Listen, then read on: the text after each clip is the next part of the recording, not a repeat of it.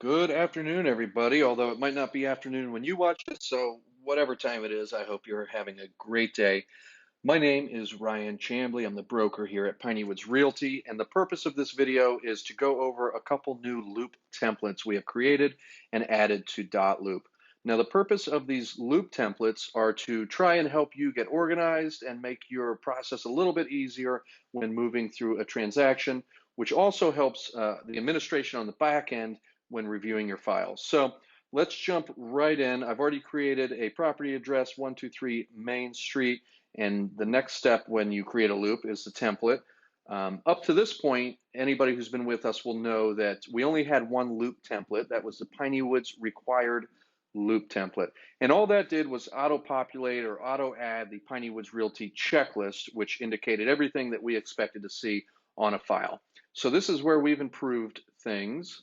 We now have three loop templates. The bottom one, starting from the bottom, is all other transactions. Now that is just for anybody who might be doing a personal transaction or maybe a rental or tenant placement. The other two are the new ones, and those are the ones I'm going to focus on today. That is the listing loop for those of you who are doing a listing, and the buyer loop for those of you who are working a new buyer. So let's start with the listing loop, and I'll show you exactly what we're going to be looking at. So once you get in here, you're going to see four folders automatically populate. The first one is the Pineywoods Documents folder. Now that one is going to include all of the forms that we require on every transaction. It starts with the checklist, which we don't require, but we do require you follow, so you might as well have it in there. Followed by the standard disclosure, the affiliated business disclosure, and the wire fraud prevention notice.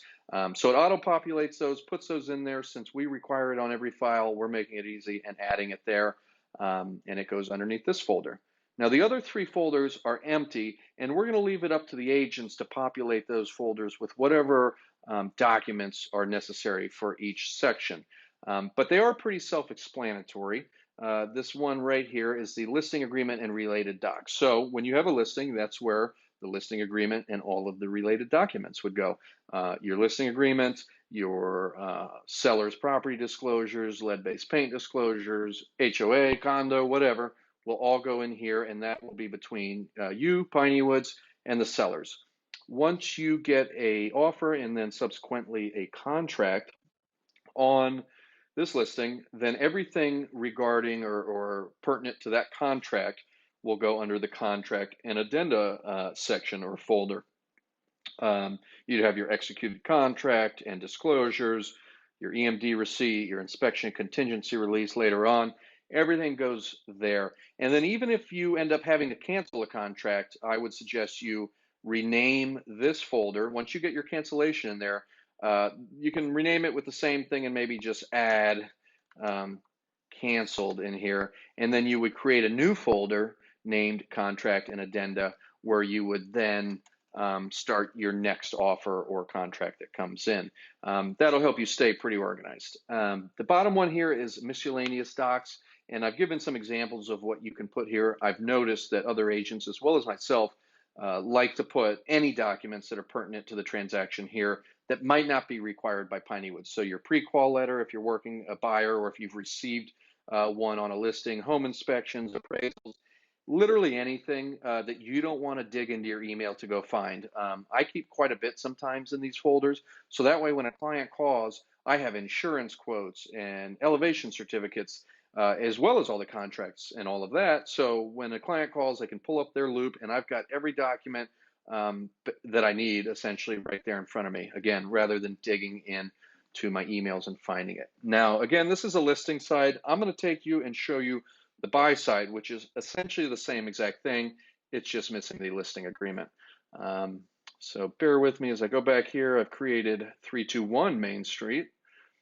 And as I mentioned, everything but the listing folder. So again, you're going to start with all of the Pineywoods required forms as well as a transaction checklist.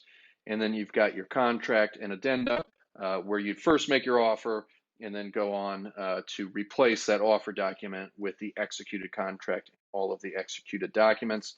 And then, of course, anything that relates to the transaction that you want to add, you can add it right here in this outside folder.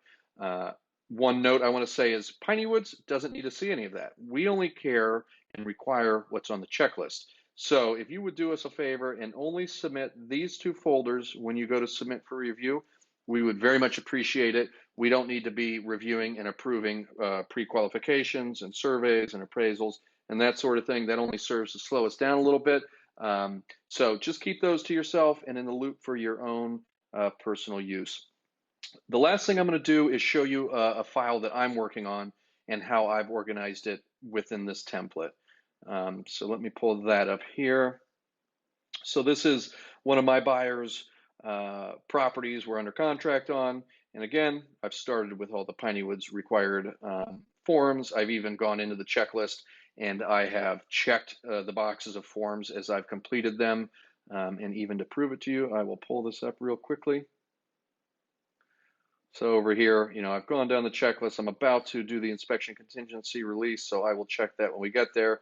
And that's just to make sure that I'm remembering to keep everything in there that is required, so it doesn't get kicked back out. Even when I send it in for review, it can get kicked back out.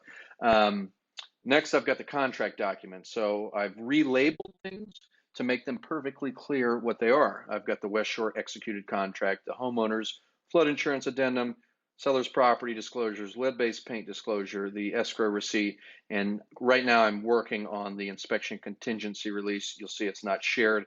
I filled it out and we're waiting for confirmation on some terms. One thing I want to note, as I mentioned, I've got the West Shore executed contract listed here.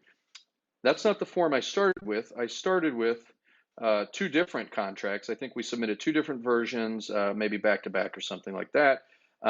And this one I even labeled offer because it wasn't countersigned. It's not the contract. It's just an offer at that point. And then same with this one. It was just the as is.